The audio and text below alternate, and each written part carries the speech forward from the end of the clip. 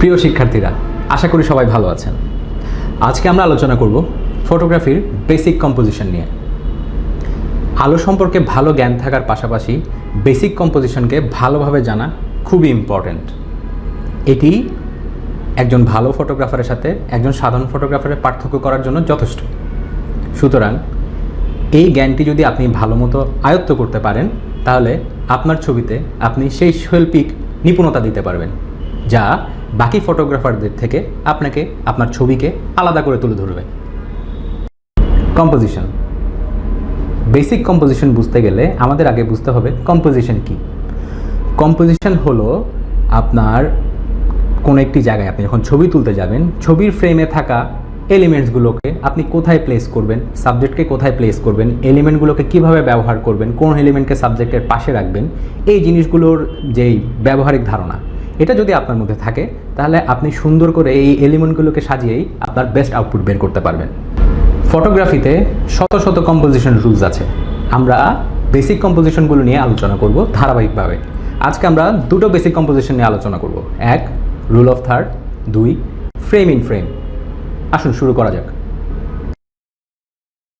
ছবির ফ্রেমে সাবজেক্টকে কোথায় রাখলে সবচেয়ে সুন্দর ছবি পাওয়া যায়? এই প্রশ্নের অ্যান্সার হলো rule of third. Rule of third basically ফ্রেমকে দৈর্ঘ্য এবং প্রস্থ বরাবর সমান তিনটি ভাগে ভাগ করে চারটা পয়েন্টের মধ্যে সাবজেক্টকে প্লেস করার জন্য বলে। আমরা একটু প্র্যাকটিক্যালি দেখি।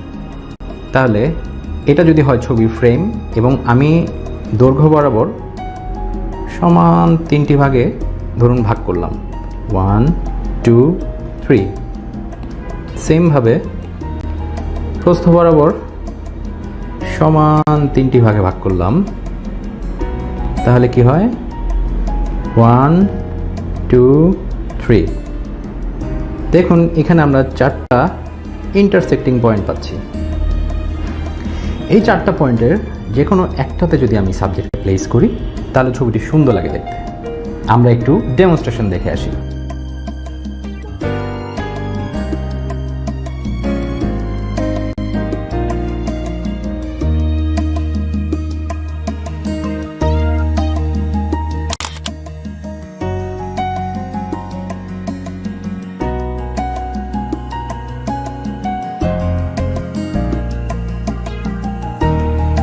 ফ্রেম ইন ফ্রেম, তার মানে হলো ফ্রেমের ভেতরে ফ্রেম।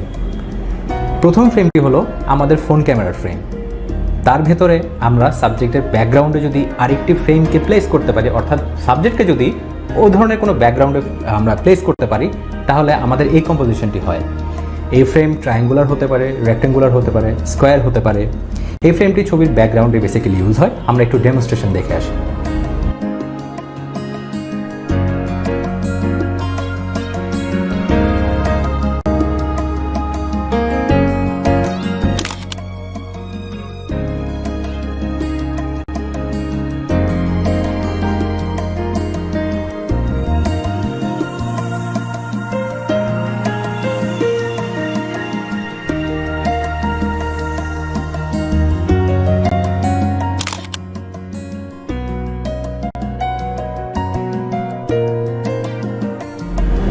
একটা বিষয় লক্ষ্য করবেন, আমি যখন ফ্রেম ইন ফ্রেমের উদাহরণ আপনাদেরকে দেখিয়েছি, ওখানে কিন্তু আমি রুল অফ থার্ডটা ফলো করিনি।